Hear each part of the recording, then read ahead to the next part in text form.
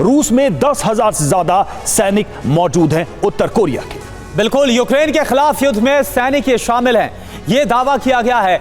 Ukraine border पर लड़ रहे हैं कोरियाई सैनिक। अब सवाल है कि इसकी कीमत क्या होगी। तो देखिए, परमाणु बम की तकनीक को लेकर जो बातें सामने आ रही है, साउथ कोरिया के रक्षा मंत्री किम योंग वून का दावा है कि रूस की सहायता किम जोंग रूस से कई बड़ी मांगे कर सकते हैं। इसके अलावा व्लादिमीर पुतिन से परमाणु हथियार तकनीक की मांग मुमकिन है और साथ ही साथ ICBM यानी कि इंटर कॉन्टिनेंटल बैलिस्टिक मिसाइल तकनीक की जो मांग है वो नॉर्थ कोरियाई कर सकते हैं।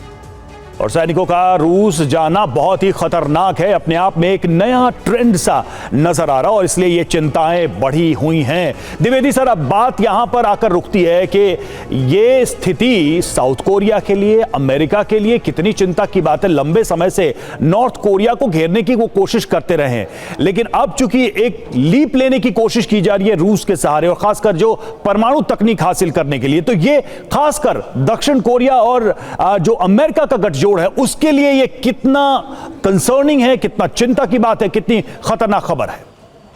देखो, ये आपने बहुत अहम मुद्दा उठाया है और ये मुद्दा जो है बहुत ही चिंताजनक है। जैसे मैंने बताया कि मैं नॉर्थ कोरिया में डिफेंस अटैची था चाइना के अंदर, और मैंने नॉर्थ कोरिया को बहुत बारीकी से देखा है और इनकी फौज को भी बहुत बारीकी से देखा है। देखो, दो तीन बातें इसमें बहुत ही अहम है। सबसे पहले, कोरियन पेनिनसुला में एक संतुलन बना हुआ है। संतुलन है कि एक तरफ अमेरिका और साउथ कोरिया है और अमेरिका के तकरीबन 25,000 सैनिक साउथ कोरिया के अंदर है, और इन जो संतुलन है वो डीमिलिटराइज्ड जोन यानी कि DMZ के ऊपर बना है, जो 38 पैरेलल के साथ साथ चलता है। दूसरी तरफ क्या है, नॉर्थ कोरिया है, उसके पीछे चाइना है और साथ ही रशिया है, और नॉर्थ कोरिया रशिया का बॉर्डर। तो इस समय जो संतुलन बना है वो बिगड़ेगा, क्योंकि नॉर्थ कोरिया के पास परमाणु हथियार तो है, पर उसकी जो क्षमता है वो और भी बढ़ेगी जब रशिया नहीं सर, लेकिन मेरा सवाल है रूस के अपनी सोच, अपनी समझ और अपने वैश्विक संतुलन की जो स्थिति है उसको देखते हुए ये सवाल है कि क्या रूस इतना बड़ा खतरा या इतना बड़ा पेंडोरा बॉक्स खोल सकता है? पुतिन क्या वाकई में इतनी बड़ी गलती कर सकते हैं? कर सकता है, क्योंकि पुतिन ने, देखिए, जब उसने यूक्रेन पर हमला किया तब भी उसने इस जी द्विवेदी सर बोलिए। जब देखो, पुतिन जो है किसी हद तक भी जा सकते हैं, क्योंकि जब उन्होंने यूक्रेन पर हमला किया तो सभी जो विशेषज्ञ थे वो कहते हैं हमला नहीं करेगा। जैसे वो चाइना से विंटर ओलंपिक्स से वापस आए 24 फरवरी को उन्होंने 2022 में हमला कर दिया। तो पुतिन एक ऐसे इंसान है जो कि कोई भी ऐसा कदम उठा सकते हैं।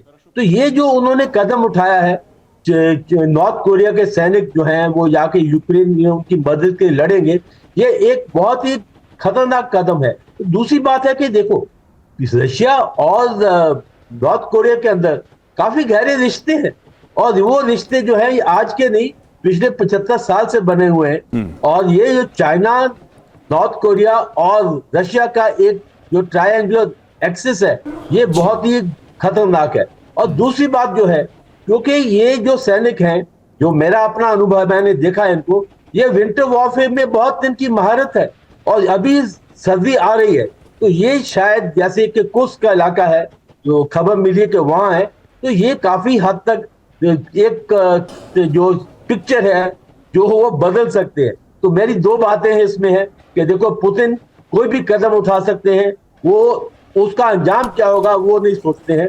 और दूसरा, नॉर्थ कोरिया के सैनिक यूक्रेन में जाना एक नया मोड़ है, वैश्विक मोड़ है।